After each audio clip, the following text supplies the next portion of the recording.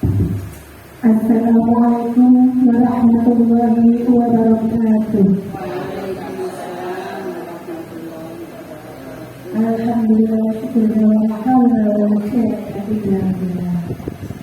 kepada yang terhormat Ibu Kepala Sekolah yang Jabatan 1, kepada yang terhormat Bapak Hadi Mulyono sebagai narasumber di siang hari ini, dan yang terhormat Bapak Ibu Dewan Guru beserta staf SDN Jabatan 1. Alhamdulillah, kita masih diberikan kesehatan dan keselamatan oleh Allah. Senantiasa kita panjatkan puji syukur kita kepada Allah Subhanahu wa Ta'ala, karena pada hari ini kita bisa hadir dalam acara berbagi ilmu bersama Bapak Hadi dengan tema budaya positif. Tak lupa sholat tersalam kita hadiahkan kepada beliau kita Nabi Muhammad Sallallahu Alaihi Wasallam, sehingga kita berada di jalan yang benar, yakni agama Islam. Baiklah Bapak Ibu Guru, di sini kita akan sama-sama berbagi ilmu dengan narasumber Bapak Hadi Mulyono, calon guru penggerak angkatan 9 Kabupaten Pasuruan. Calon guru penggerak angkatan 7 Kabupaten Pasuruan, berasal CGP dari Kecamatan Bupol. Untuk itu, langsung saja kepada Bapak Hadi Mulyono disilakan untuk memberikan berbagi ilmu kepada guru SDN Kecamatan 1. Ada beliau.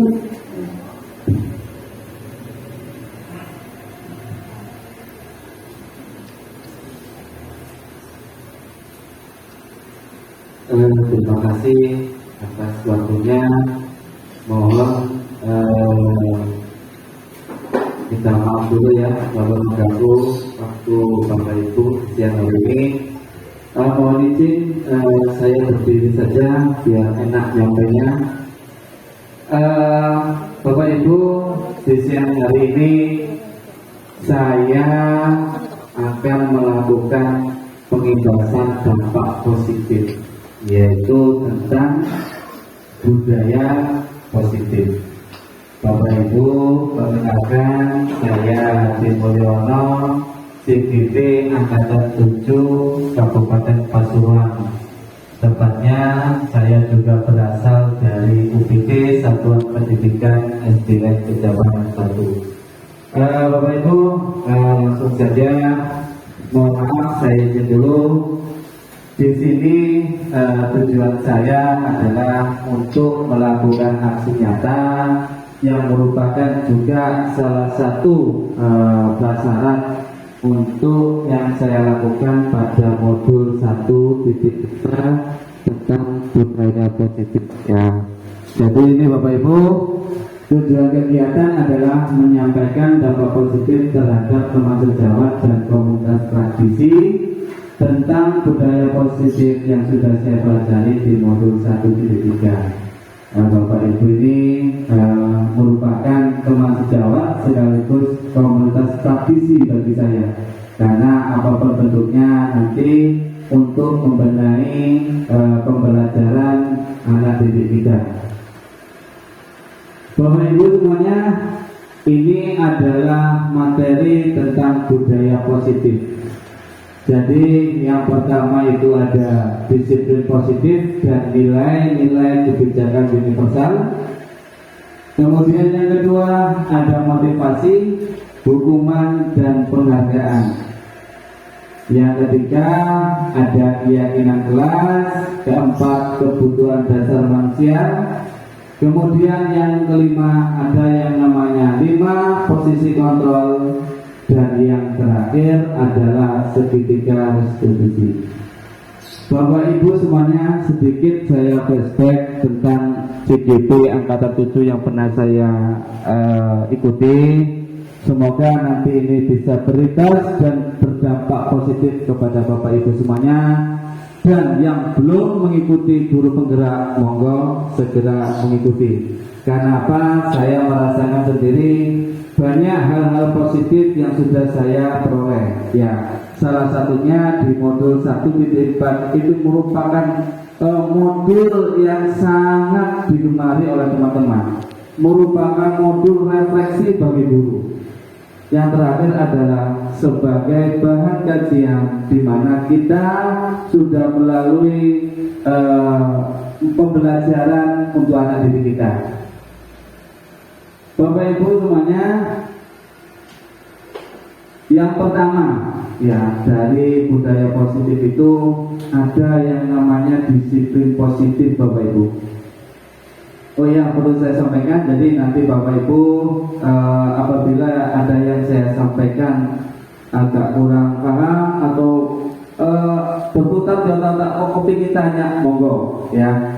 Yang pertama ada disiplin positif. Maknanya disiplin positif adalah belajar kontrol diri dengan menggali potensi kita agar tujuan tercapai mulia, yaitu sesuai dengan seseorang yang kita inginkan berdasarkan nilai-nilai yang kita hargai. Jadi Bapak Ibu, selama ini yang ada di sekolah itu adalah peraturan, ya Bapak Ibu ya, peraturan kelas, kemudian nanti ada dampaknya adalah hukuman kepada anak-anak. Itu sebenarnya hal yang paling ditakuti, hal yang paling tidak disukai oleh anak. Bagaimana menerapkan aturan yang bagus, inilah namanya. Ada yang namanya disiplin positif. Apabila disiplin positif ini sudah kita kembangkan dan sudah kita jalankan, maka budaya dan pembelajaran yang ada di lembaga itu sangat menyenangkan. Perlu kita ingat apa yang telah disampaikan oleh Ki Hajar Dewantoro, bahwa seorang guru itu adalah penuntut, bukan penuntut. Selama ini kita tidak menyalahkan, kita dituntut oleh aturan-aturan, oleh keadaan yang memaksa kita harus anak itu bisa, harus mengikuti kurikulum yang ada, harus mematuhi aturan yang telah dibuat. Itu yang ada di lembaga. Makanya banyak sekali anak-anak itu berontak karena tidak sesuai dengan jati dirinya. Ya Bapak Ibu ya. Kenapa? Karena ini nanti nilai-nilai kebijakan universal itu tidak akan muncul, Bapak Ibu. Karena anak terpaksa engkau lega melok aturan sekolah dihukum aku ambil Bapak Ibu guru. Itu memang yang ada. Nanti Bapak Ibu ini ada kelanjutannya. Ya. Anak-anak harus tahu nilai-nilai kebajikan universal. Apa itu nilai-nilai kebajikan? Nilai-nilai ini sebenarnya sudah ada Bapak Ibu sejak lama. Cuma kita di lembaga atau di sekolah jarang sekali menggali nilai-nilai yang ada ini.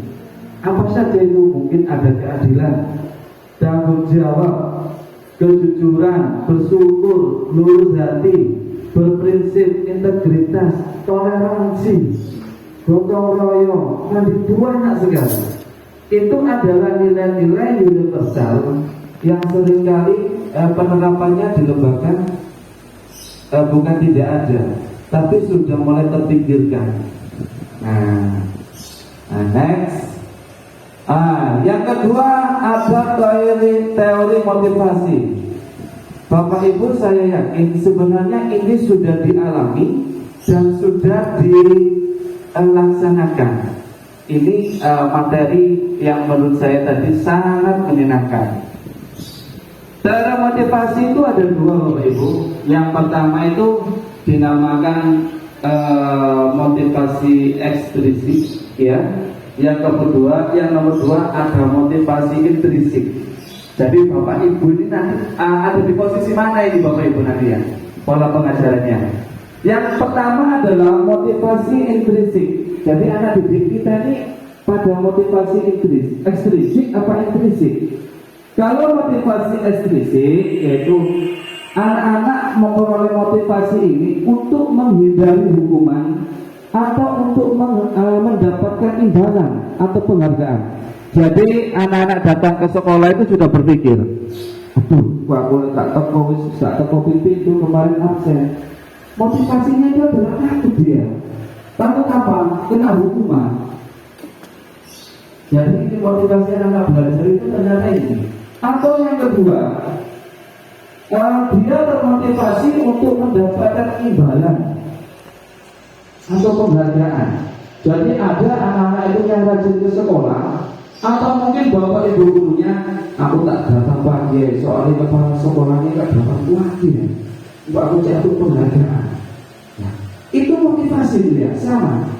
Yang dialami Uli atau yang dialami siswa ini sama motivasinya. Jadi ada di posisi mana motivasi itu? Nah, kalau anak-anak ada di motivasi intrinsik, nah ini budayanya harus dirubah ini. Ya. Jadi jangankan anak-anak ini datang hanya untuk mendapatkan penghargaan.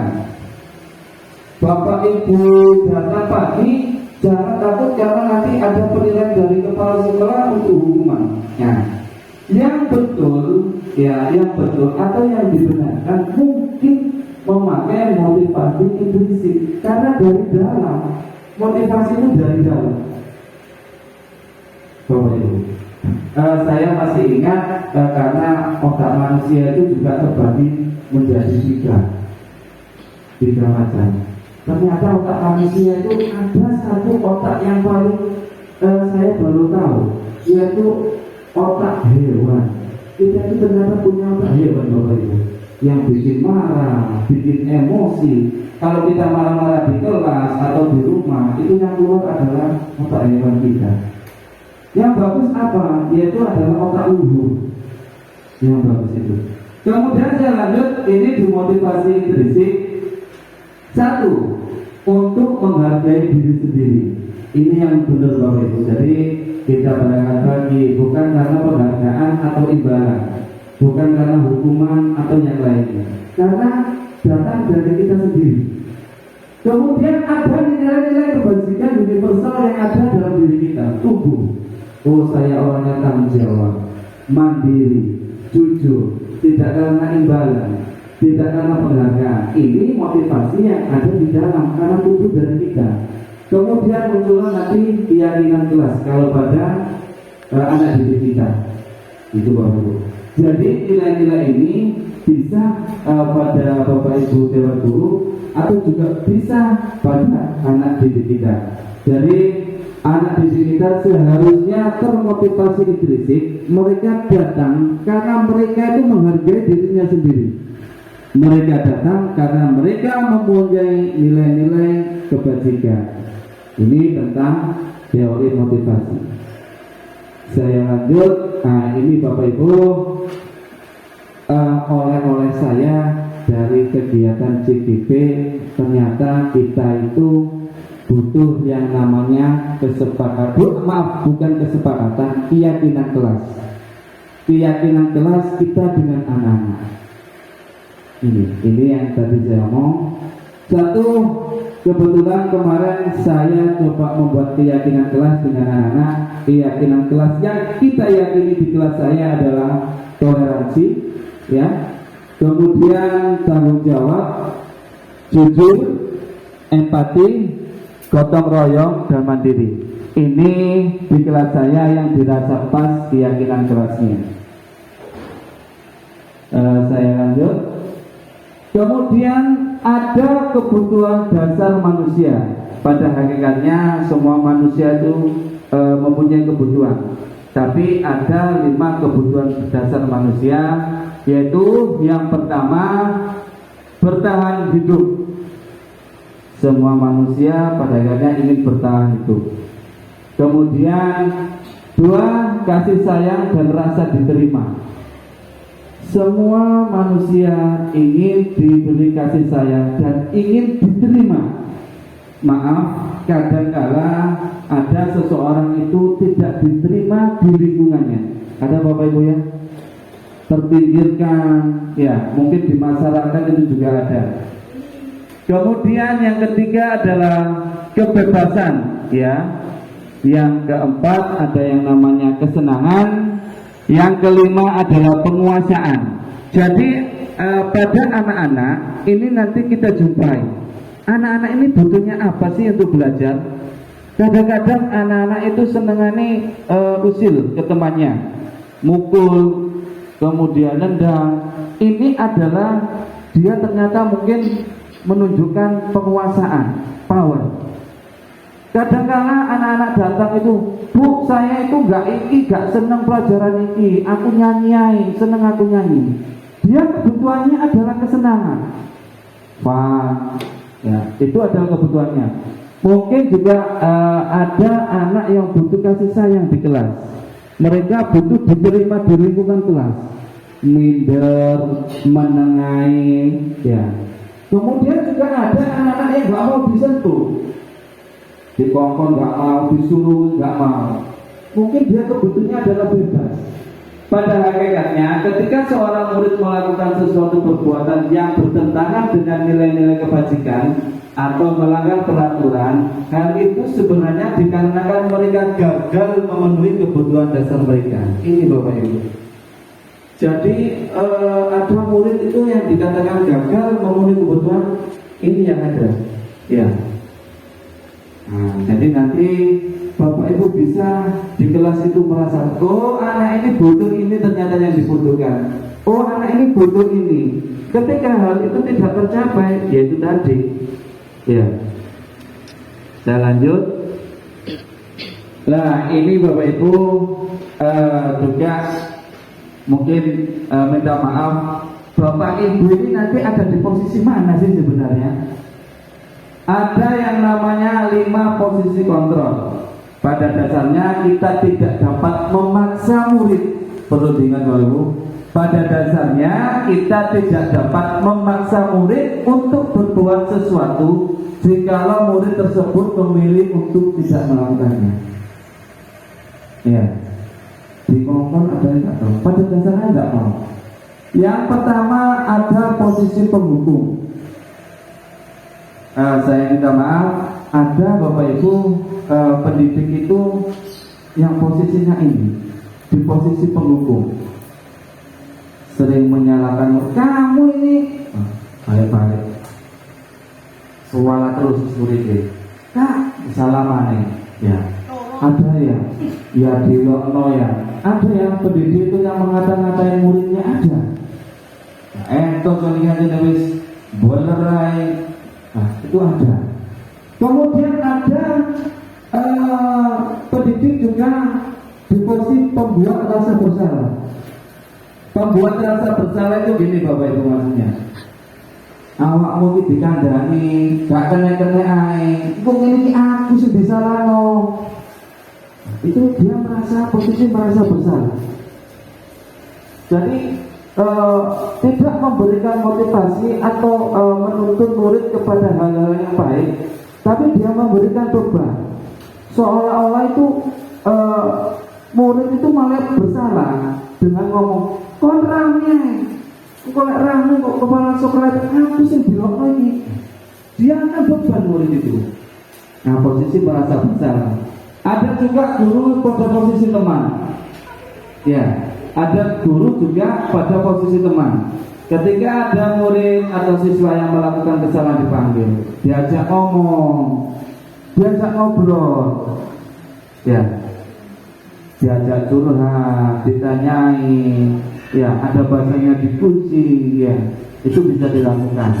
Kemudian ada lagi pada posisi pemantau atau monitor, diawasi ya. Murid itu diawasi ya. Yang paling enak itu adalah di posisi manajerial sebenarnya. Karena di posisi ini kita sebagai guru itu sempurna dari 4 posisi yang ada. Kalau misalnya ada masalah apapun, kita di posisi manajerial. Selanjut, walaupun tampaknya guru sedang mengontrol perilaku murid, hal demikian terjadi karena murid sedang mengizinkan dirinya dikontrol. Ingat Bapak Ibu, ternyata murid yang kita marahi itu pada hakikatnya dia akan bahasanya mendendam, ditaruh di hati. Dia mungkin bilang iya, dimarahin iya, nunduk iya, tapi dia itu sebenarnya tidak. Pada hakikatnya seseorang itu tidak mau dikontrol semuanya, tidak hanya murid. Pada hakikatnya manusia itu yang bisa menentukan dirinya sendiri, tidak bisa dikontrol. Saat itu bentuk kontrol guru menjadi kebutuhan dasar yang dipilih murid tersebut, karena tidak ada pilihan. Ya, terus menolak orangnya, dia akan tunduk. Tidak ada pilihan, karena mungkin rasa takut dan sebagainya. Teori kontrol ini menyatakan bahwa semua perilaku memiliki tujuan, bahkan terhadap perilaku yang tidak disukai. Ada tujuannya. Saya lanjut. Ini Bapak Ibu yang sering kali kita jumpai, yaitu namanya segitiga restitusi. Ini segitiga ini adalah untuk menstabilkan identitas, memvalidasi tindakan yang salah, dan menyatakan keyakinan. Jadi ini biasanya digunakan untuk yang bermasalah. Kemarin sudah saya melakukan contoh ya, saya melakukan segitiga restitusi. Ada anak-anak yang bertengkar, kepalanya dipukul, plok, gara-gara orang tuanya dilokno, orang tuanya dikata-katain, tidak diterima. Saya panggil dua-duanya. Jadi saya stabilkan dulu identitasnya. Kenapa nak kok dipukul? Memang harus dipukul. Ini menstabilkan identitas Bapak Ibu ya. Jadi tidak perlu dijudge. Oh ini aja distabilkan dulu keadaannya. Kemudian divalidasi tindakan yang salah. Kenapa kok melakukan ini? Nanti cerita anaknya. Labare apa? Bapakku dilok-ilok noy. Ya, memang harus dipukul. Ya, dia akan memvalidasi kesalahannya. Bilang tidak Pak. Apakah harus diselesaikan dengan kekerasan? Tidak. Dia akan timbul sendiri. Apa kita yang mencarikan solusi. Kemudian meyakinkan keyakinan itu yang tadi. Apa yang harus dilakukan sebenarnya? Nah, itu meyakinkan kita, meyakinkan kepada anak tersebut. Jadi ini yang dinamakan dengan segitiga restitusi. Jadi ini adalah yang tadi saya sampaikan adalah rangkaian tentang modul 1.4 tentang budaya positif. Jadi sampai di sini Bapak Ibu, mungkin ada pertanyaan. Monggo yang bertanya.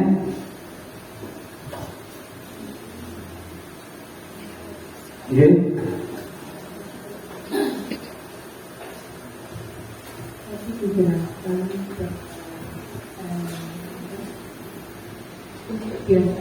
Biasanya memulai sesuatu di awal ajaran atau dan kelas dan kita ambil diri.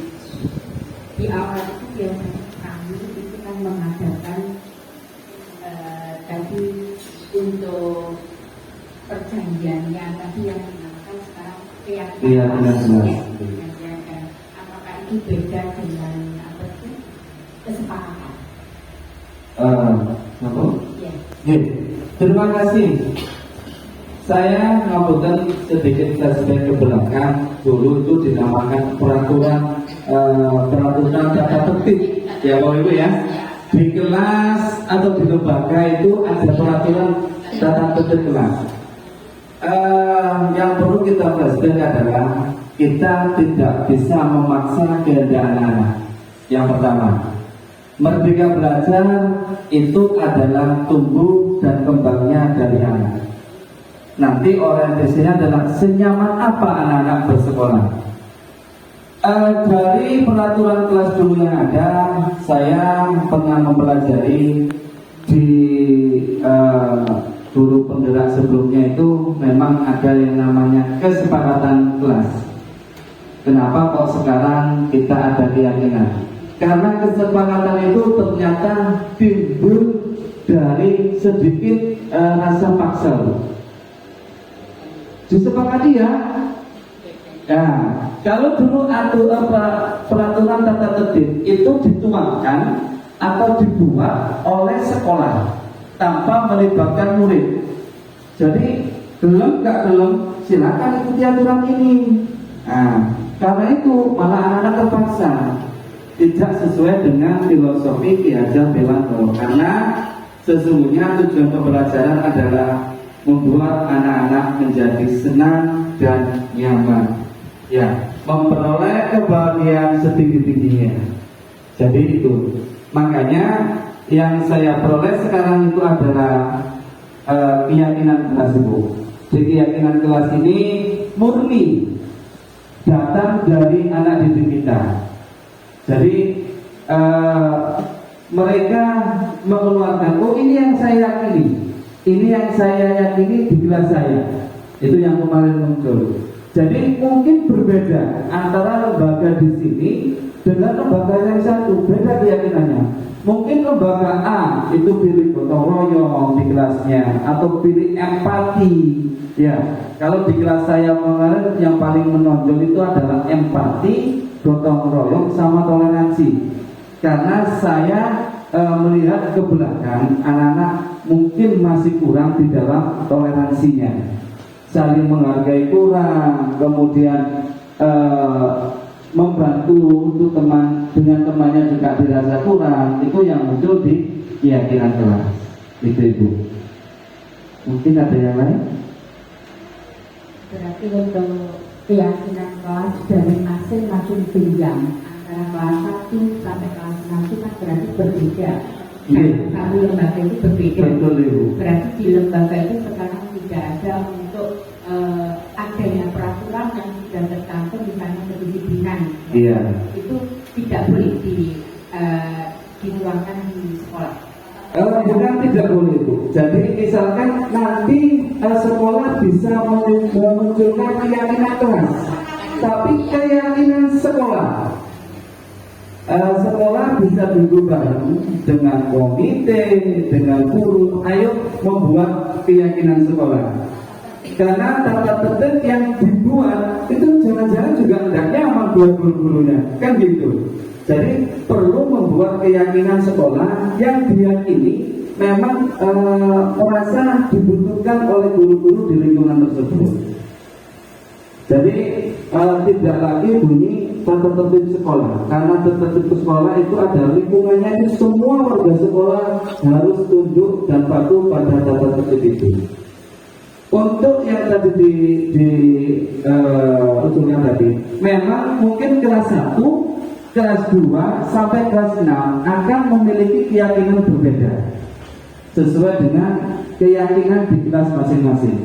Mungkin misalnya kalau di tempat saya butuh gotong royong, mungkin di kelas 5 nggak butuh karena sudah ini nilai universal, di nilai kebajikan universal gotong royong sudah tumbuh, sudah bagus, gitu loh, nggak perlu lagi, gitu loh. Mungkin di kelas 5 kejujuran misalnya, mandiri, nah mungkin itu. Ada yang lain? Coba itu. Apakah kalau membuat keyakinan kelas itu cukup satu kali atau dalam satu periode itu bisa berubah? Mungkin kayak saya ini ketika mengajarkan berbeda dengan keyakinan kelas yang dibuat oleh Bu Ani. Ya, terima kasih Pak. Apakah dalam satu periode atau mungkin satu bulan keyakinan kelas itu bisa berubah? Bisa. Ketika anak itu tumbuh kembang misalnya, arah toleransinya bagus, yang dibutuhkan apa? Boleh Bu. Pak, ditambahin keyakinan kelasnya, boleh. Bisa berubah, bisa ditambah. Selama anak-anak meyakini bahwa itu dibutuhkan keyakinan kelas itu. Iya, monggo Pak.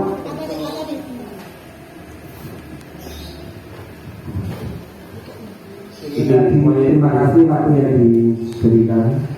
Untuk keyakinan kelas ini, apakah ada jenjang waktu dari keyakinan kelas yang satu dengan misalnya pelajaran matematika, ada keyakinan kelas tersendiri.